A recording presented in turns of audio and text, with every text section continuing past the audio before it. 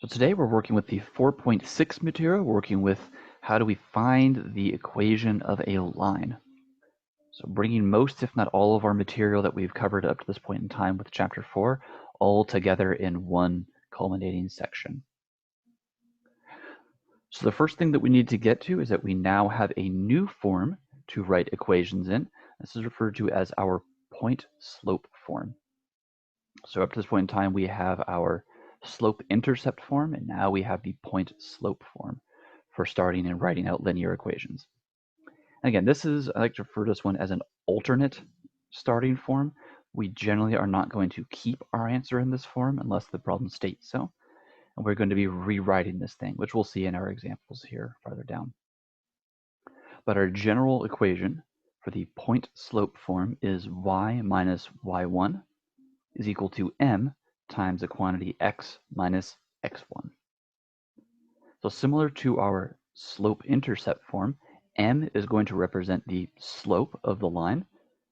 So back to our 4.4 material with our different ways of calculating and determining our slope, m is still the slope, all the same methods for getting to that or finding that. X sub 1, y sub 1, or x1, y1 is a point that has been given to you. Now, there's a lot of ways it could be given. If it's a story problem, it could be kind of hidden in that story problem, and we might need to interpret what's been given to us into a point, or it could very well just be given to us as an ordered pair, an x value, a y value, anything like that. So to work with our point-slope form, as the name would suggest, it requires that we have the slope and any point on the line. Remember that our slope-intercept form really liked having the y-intercept available to it, so we could really quickly jump to having our final answer.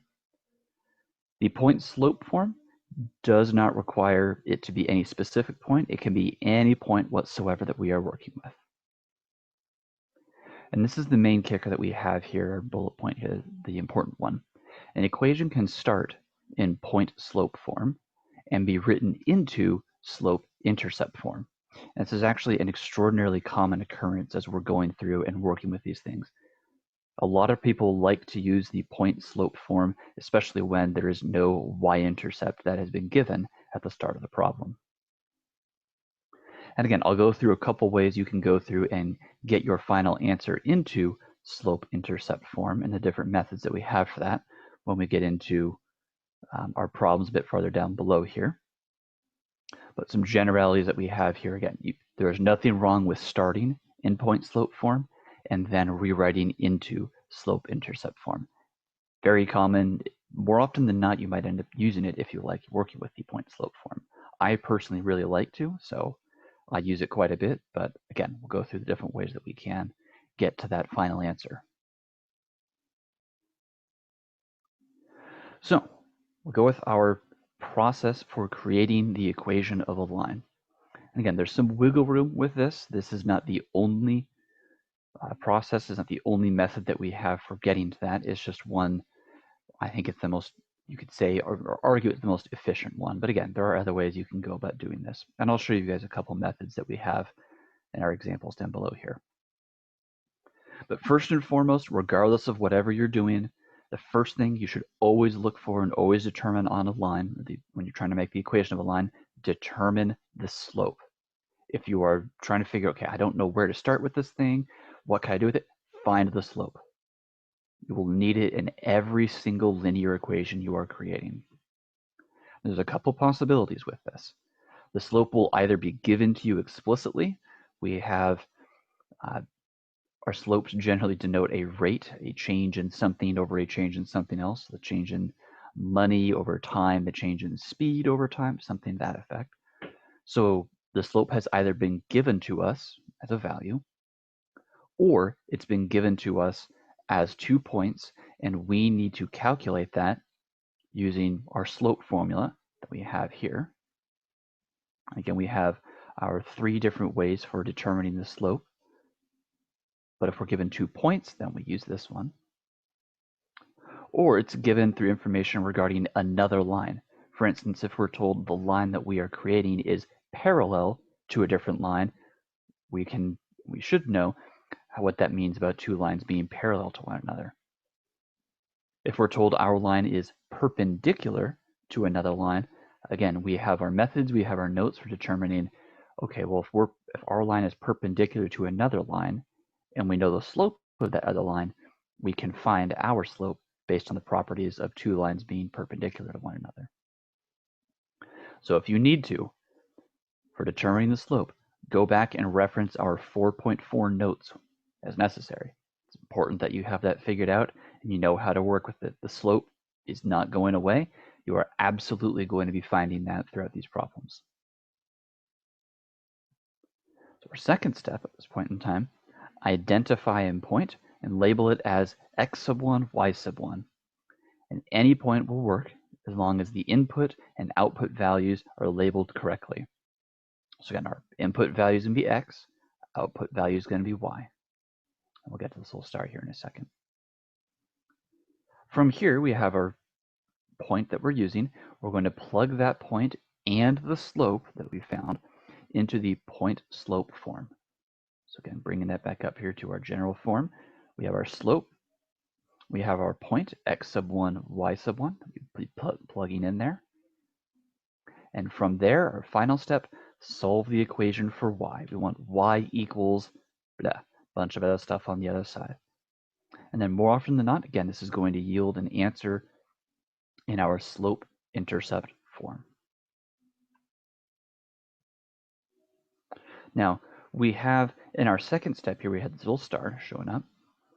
Identify a point and label it as x sub 1, y sub 1. Any point will work for our input and output values are labeled, having them labeled correctly. Now again, this method is having us go through and work with the point slope form. However, if you determine the slope and one point that is given to you is the y-intercept, you can disregard the rest of this information and jump directly to plugging values into the slope-intercept form of linear equations. Our goal is to ultimately end up in our slope-intercept form. And if you see, well, I don't need to really use the point slope form because I have the slope and I have the y-intercept, I'm just going to jump to that final answer, do it. Nothing wrong with that. Save yourself the time, save yourself the extra work if you can help it by writing that out as necessary. There's nothing wrong with that. Now, a couple other reminders I want to give you guys as we're going through, primarily for our first step, if we're determining the slope. Remember the equations that we have for horizontal and vertical lines. A horizontal line is written as y equals a number. And what that means is our slope is going to have a value of 0. So if we determine our slope at the very beginning, we say, oh, I've got a slope of 0 showing up in here. I have a horizontal line. We don't necessarily need to go through this entire process again. We can just jump to writing our final answer in as y equals a number. Similarly, with our vertical lines, if we determine the slope to be undefined, that tells us we have a vertical line showing up for our problem.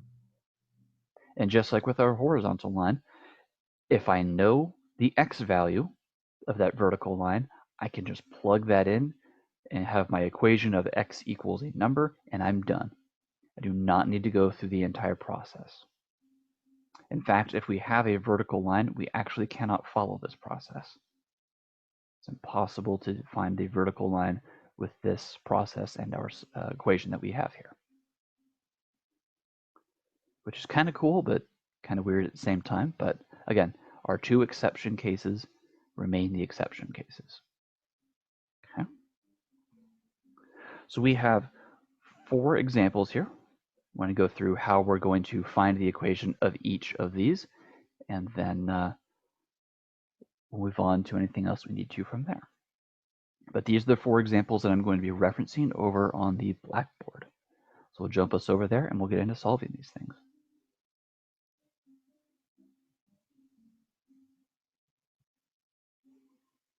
Okay, so our first example that we have here, we were told find an equation from the given information. We want our answer in slope-intercept form. And we want a line that goes through the points 3, 1 and 5, 6. So in this instance, we have been given 2 points. We need to find the equation of the line that goes through those. So again, following our process, determine the slope of the line. Always the first thing you should do. In some way, shape, or form, can I determine the slope? A lot of people, when they're going through these problems, they're not sure where to start these because we have so much that might be going on, so much that it seems like we have to do. If you're trying to look for a starting point with these types of problems, find the slope. You can never go wrong with that.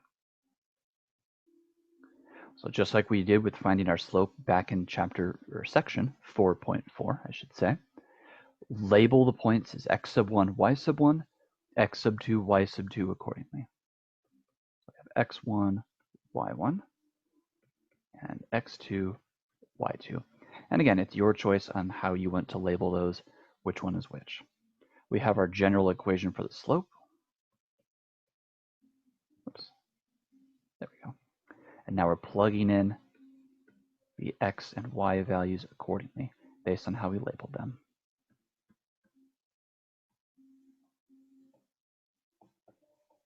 So this part should be review, because again, we went through this previously. So we have 5 for the numerator, we have 2 for the denominator. We cannot reduce that down, so we have our slope.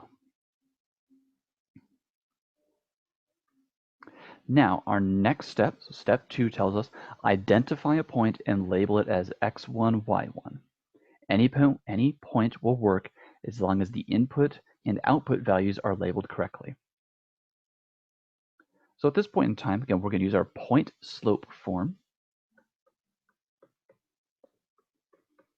And then we are going to write this into slope intercept form. So the x1, y1, it can be either of these 2 points that we have at the very beginning of this problem. We can choose either of those 2 points. It does not matter. It doesn't matter since we labeled x1, y1. You could use the x2, y2 point. It doesn't matter which point you choose. You just need to pick one of them and then move forward with it. So I'm going to use x1, y1 that I already labeled it as, so I don't need to use anything else, but that's, again, it's your call on how you want to do it. So I'm plugging in my y value. I know my slope, it's 5/2. And my x value is 3.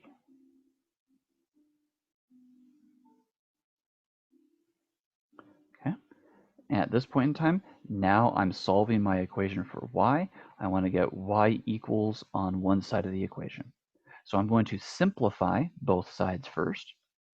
So left side just becomes y minus 1. This 5/2 distributes through to give me 5/2x minus 15/2. Remember that 3 is implied to be 3/1. 5/2 times 3/1 is going to give me 15/2. Again, I'm looking for y equals on one side, so I need to get rid of that minus 1 on the left side. So I'm adding 1 to both sides of this equation.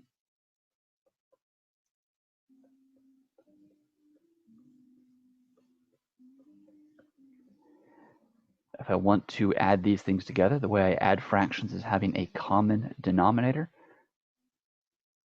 The least common denominator between 15/2 and 1 is going to be 2. So I can rewrite 1 to be 2/2. Combine things together, and I get 13/2.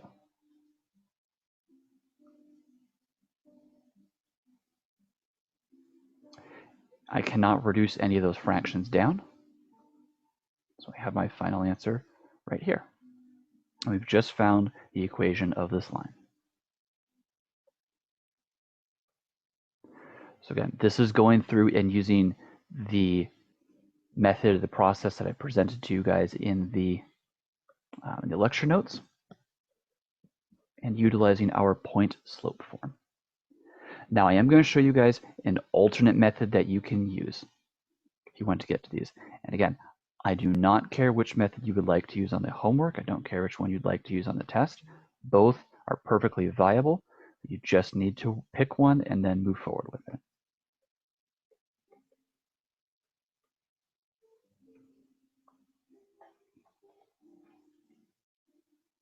So, following our process, we determined our slope. You still want to do that the exact same way.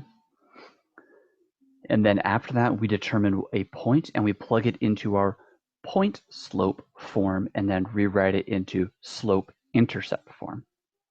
Perfectly viable option. And now your other option that you can do is start with your slope intercept form. That's y equals mx plus b1, ultimately what we want to end up with. We plug in the slope and we plug in the point, or either of our 2 points, for x and y, solve for b, and then rewrite our entire equation. I just want to present this to you guys as an alternate method that you are more than welcome to use. I will mention the pitfalls and the warnings of this as well, but I do want to present it to you guys as how another way you could go through and solve these things. So I'm going to use the same point that we used over here. We use a point 3, 1, and we have the slope of 5/2. So I'm plugging in what I know into my equation. So I know my y value is 1. My slope is 5/2, better 5. My x value is 3. I do not know my b value, which is fine. I'm going to leave that as it is. And now I'm going to solve this equation for b, because it's the last unknown that I have in this equation.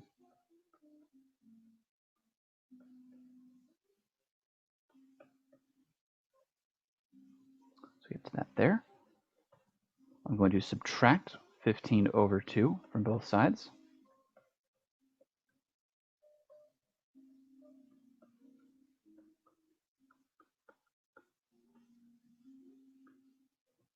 Again, just like we did previously, if I want to combine these things together, I need to have a common denominator.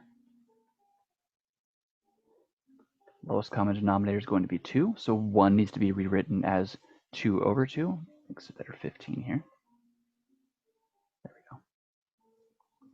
So combine those together and we get 13/2 is equal to b.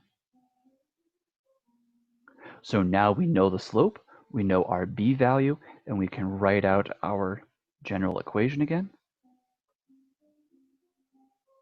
Better y, there we go.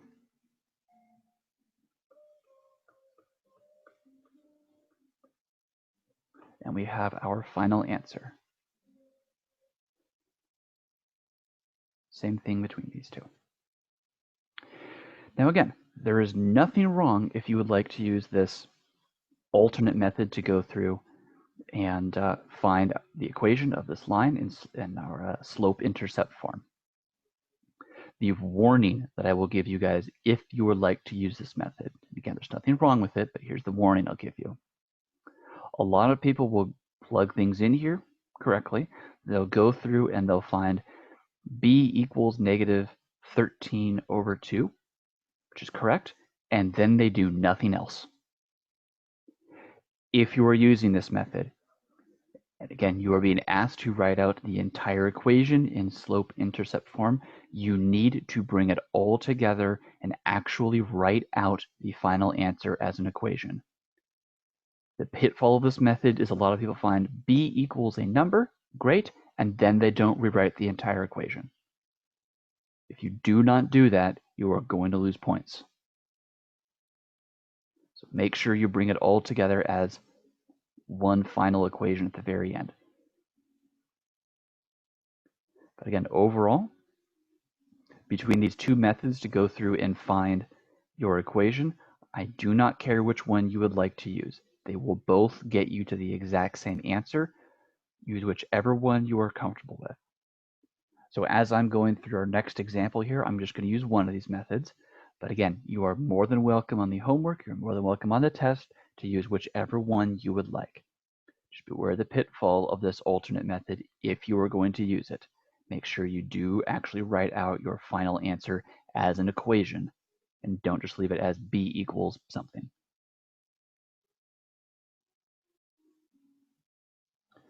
So going to our next equation our next problem that we have here.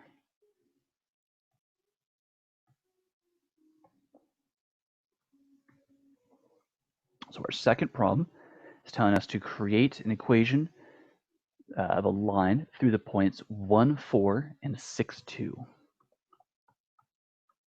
First point, second point.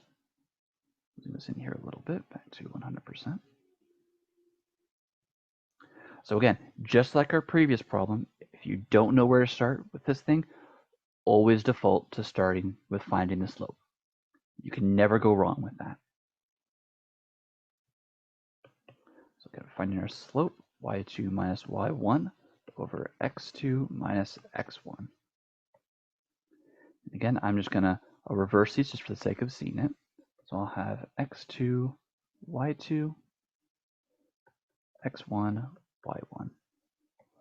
Again, as a reminder with finding this slope, it does not matter which one you label as x1, y1. It does not matter which one is x2, y2. Just pick one and then move forward with it. So we have those things labeled. We have everything plugged in. Simplify the numerator. We're going to get 4 minus 2. That's going to give us 2.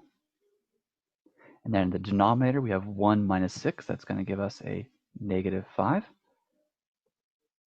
So our slope is negative 2 over 5.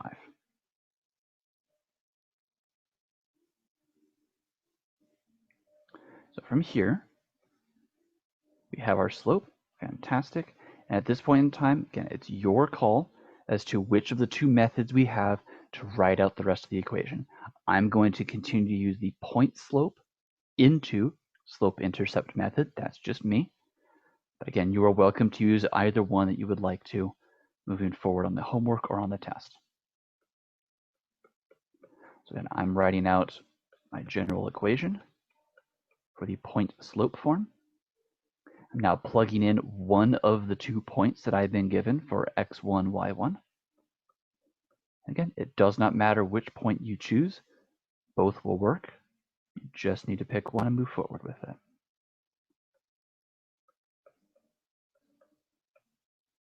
Oops. Plugging this thing in inside of parentheses. There we go. So I've got that there. Simplify both sides before we start moving things back and forth. This negative 5 over 2 is going to distribute through. Negative 2/5, I should say. Negative times a negative makes a positive. 2/5 times 6 over 1. That's going to give me 12 over 5. And again, from here, I'm adding 2 to both sides because I want to get rid of the 2 on the left-hand side of my equation.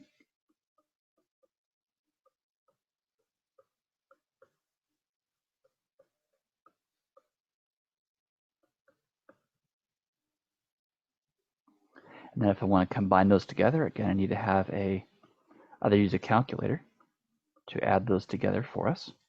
Use that math frac option to save us some time. Or if we're doing it by hand, you need to find a common denominator. This common denominator is going to be 5. So 2 written as a fraction with a denominator of 5 is going to be 10 over 5. I add those things together. I'm going to get 22 over 5. My final answer.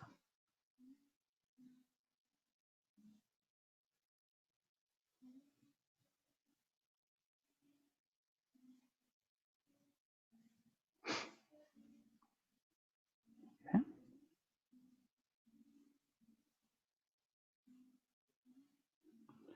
So again, as you were going through this, it is your choice as to which of the 2 methods you would like to use to get to your final answer. Oops. Just extend this down here a little bit. Again, I think the point slope form into slope intercept form process that we have here, I think it's really nice in the sense of starts with something, and when you get down to y equals, you have your answer. You don't need to worry about taking the extra step of rewriting the equation again. So I'm a bit more of an advocate for using this method, but again, it's your choice on which one you would like to use on the homework, which one you would like to use on the test. I'm indifferent on that front. I will grade them each as perfectly viable and perfectly acceptable and eligible for full points. So let's take a look at our third example that we have here.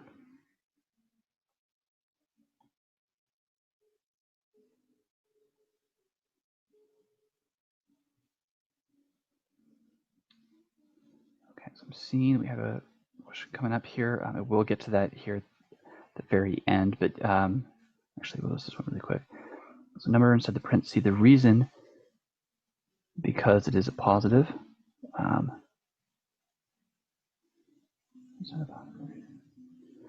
I always plug values in when I'm substituting inside of parentheses. I think it highlights the number that's being put in more, and it also makes it abundantly more clear when we have negatives showing up, especially where the double signs are and how we work with them. So it's a force of habit that I use of always substituting numbers inside of parentheses, whether they are positive or negative. Again, I think it highlights what the signs are and what how they're going to interact with one another. So number 3 is asking us to find the equation of a line that is parallel to y equals negative 1/2 x plus 15 and through the point 1, 4. So let's write this out for ourselves. So our line is going to be parallel to the equation y equals negative 1/2 x plus 15. Our line also goes through the point 1, 4.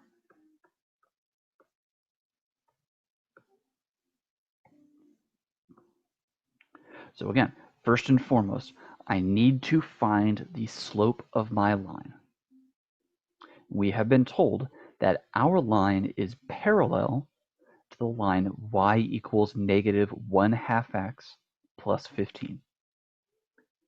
So what do we remember about parallel lines? Are they different? Are they negative reciprocals? Are they the same? Are they something else? I'll give you guys a quick second to think on that yourselves.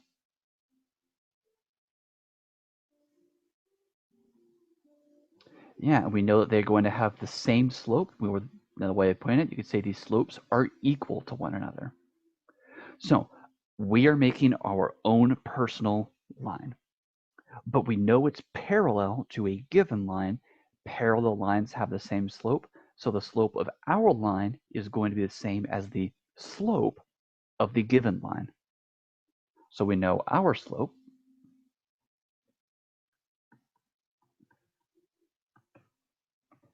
is going to be the exact same thing. So it's going to be negative 1/2. Fantastic.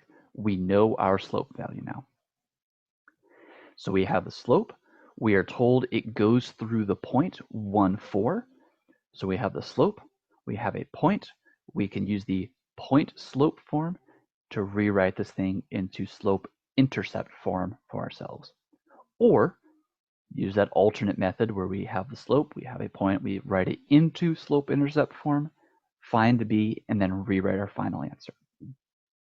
Excuse me. Either option works. Again, I'm going to stick with the point slope method. I think it's a bit easier to work with, but again, that's just me.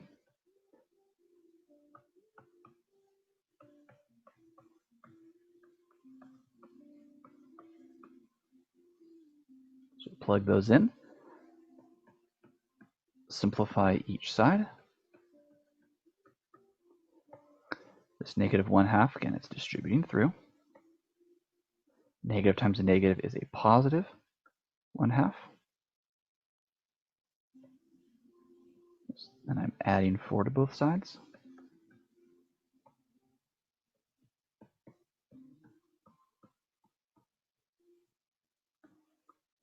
Then we have 1/2 plus 4.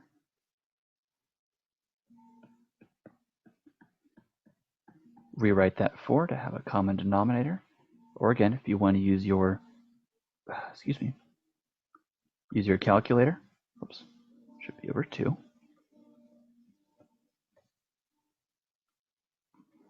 To do 1/2 plus 4, math frac, that should give you your answer as well. And I'm fine with you guys doing that on the homework or on the test as well.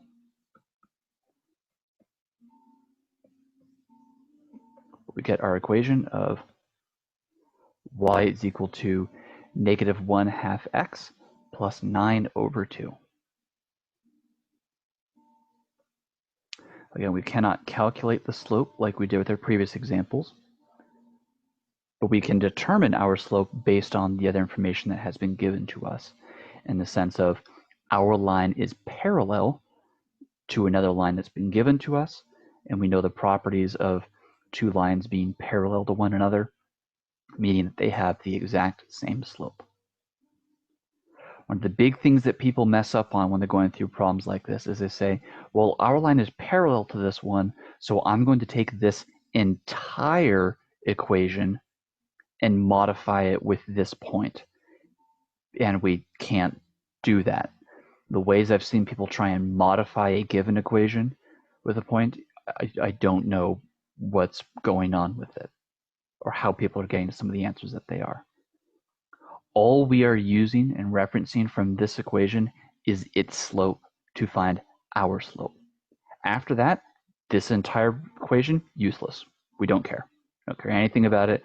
This number could be a positive, a negative, a 0, a decimal, a fraction, a really big number, a really small number. Who cares? Does not matter. I just want the slope. That's it. So let's take a look at our fourth example that we have here. Whoops.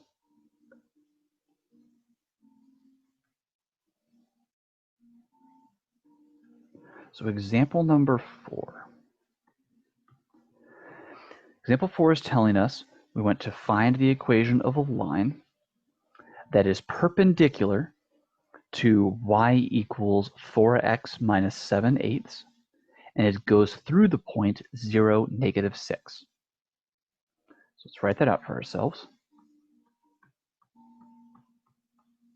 So I'm just going to put it's perpendicular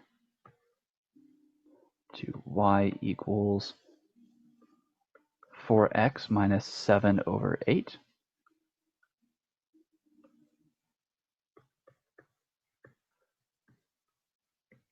And it goes through the point 0, negative 6. Okay. So we are trying to find our slope first. Always a place to start with. So our slope. We do not have 2 points, so we cannot calculate it that way. It has not been explicitly given to us, but we have been given some information primarily pertaining to our line being perpendicular to a given equation. So based on what we know, and remember about two lines being perpendicular to one another, I'll give you guys about 30 seconds here to think on it.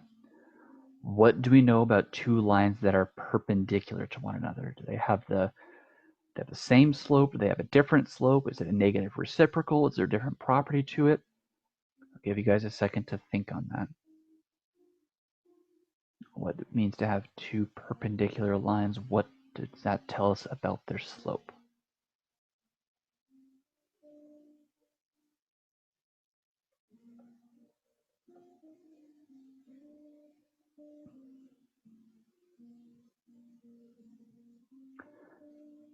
So if we remember back to it, two perpendicular lines, their slopes are the negative reciprocals of one another.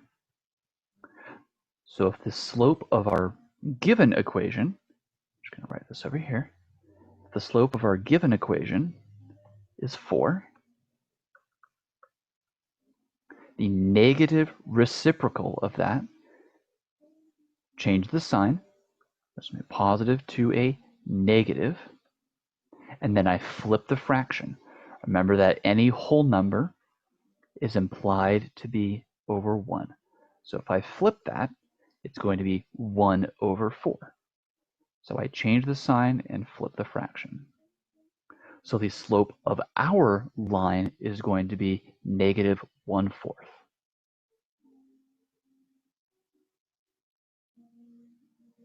So, woohoo, we have the slope of our line.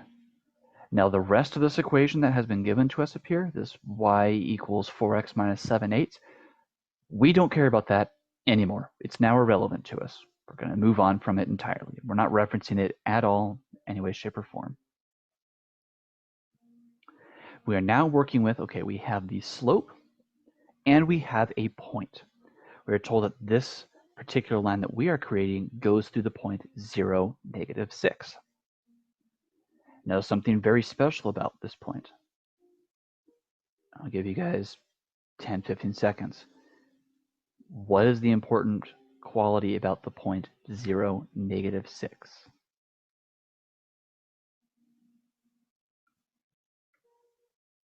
Yeah, this thing is our y-intercept. And what do we know about the y-intercept and our slope-intercept form? Well, the y value of the y-intercept gets plugged into the b value of our slope-intercept form. So I'll make a note of this. So this thing is our y-intercept. Now we ultimately want our answer to be in our slope-intercept form. Oops, plus b, just like we have here. So if we have the slope and we have the y-intercept, and we know the y value of the y-intercept gets plugged in for b in our slope-intercept form, we can just plug in the b value, we can plug in the slope into this equation, and we are done. So all I need to do from here is just plug things into the right spot.